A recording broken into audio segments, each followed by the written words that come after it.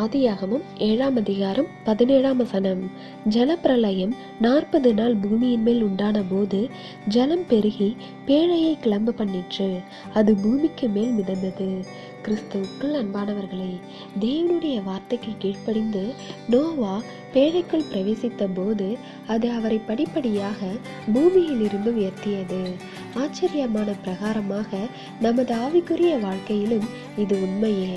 ஆம், கிறிஸ்துவே நமது பேழையாய் இருக்கிறார். சுவிசேஷத்தின் அழைப்புக்கு நாம் இணங்கி ஒப்பு கொடுத்து கிறிஸ்துவுக்குள் நாம் பிரவேசிக்கும் போது அல்லது கிறிஸ்து நமது வாழ்க்கைக்குள் பிரவேசிக்கும் போது அவர் நம்மை உன்னதமான வாழ்க்கைக்கு நேராக உயர்த்துகிறார்.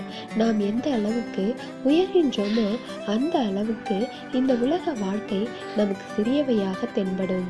பேழை எவ்வளவு அதிகமாக மேலே உயர்த்தப்பட்டதோ அவ்வளவு அதிகமாக நோவா உயரே சென்றார். அது போலவே நம் வாழ்க்கையில் கிறிஸ்து எவ்வளவு அதிகமாக உயர்த்தப்படுகிறாரோ அவ்வளவு அதிகமாக அவரது மகிமைக்காக நாம் உயர்த்தப்படுவோம். நாம் மலையின் மேல் இருக்கிற பட்டணமாக உலகத்துக்கு வெளிச்சமாக மாறுவோம்.